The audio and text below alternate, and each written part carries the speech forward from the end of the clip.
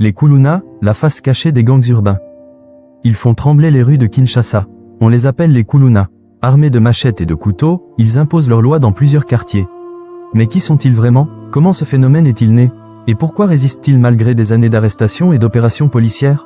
Dans ce documentaire, nous allons découvrir la réalité des Kuluna, leur histoire, leur organisation, leur lien avec la société congolaise et les réponses possibles à ce fléau. Origine du phénomène. Le phénomène des Kuluna apparaît au début des années 2000, à Kinshasa, en République démocratique du Congo.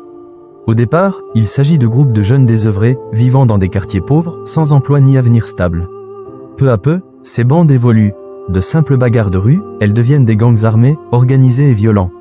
Leur arme de prédilection, la machette. Symbole de peur et de brutalité, elle devient la marque des Kuluna.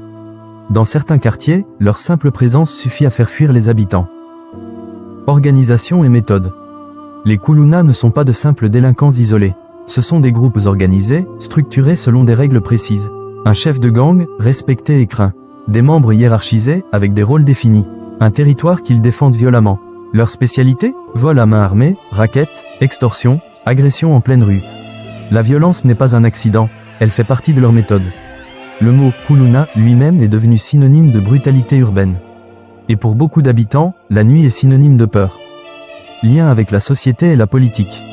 Les Kuluna ne sont pas seulement un phénomène criminel, ils sont aussi le reflet d'une société en crise. Certains témoignages affirment que des Kuluna auraient été instrumentalisés par des hommes politiques, utilisés comme milices urbaines pour intimider ou attaquer des opposants. Ainsi, derrière les machettes, il y a parfois des intérêts beaucoup plus grands. Mais la majorité des jeunes qui rejoignent ces gangs ne le font pas pour la politique. Ils le font par manque d'alternatives, chômage, pauvreté, absence d'éducation. Pour beaucoup, entrer dans un gang est une manière de survivre, d'obtenir un statut, de ne pas être un oublié de la société. Réponse de l'État est critique. Face à cette menace, l'État congolais a lancé plusieurs opérations musclées, comme l'opération Likofi en 2013, puis de nouvelles campagnes de répression en 2024 et 2025. Des centaines de Kuluna ont été arrêtés. Certains ont été transférés dans des prisons éloignées, d'autres condamnés à de lourdes peines.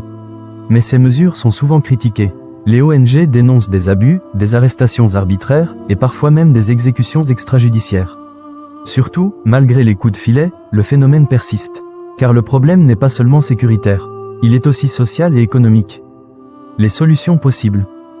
Pour de nombreux experts, la seule répression ne suffit pas. Il faut aussi offrir des alternatives aux jeunes. Certains projets locaux tentent d'accompagner les anciens Kuluna. Formation professionnelle, insertion dans des métiers, soutien psychologique et social. Ces initiatives montrent qu'il est possible de transformer des vies, mais elles restent limitées face à l'ampleur du phénomène. La vraie solution passe par l'éducation, l'emploi et la lutte contre la pauvreté.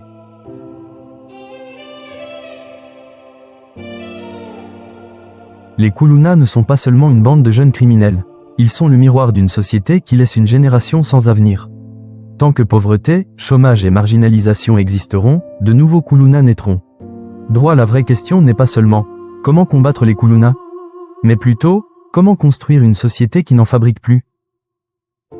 Si tu veux découvrir d'autres documentaires comme celui-ci, abonne-toi dès maintenant, laisse un like et partage la vidéo pour que l'histoire du Kuluna ne reste pas dans l'ombre.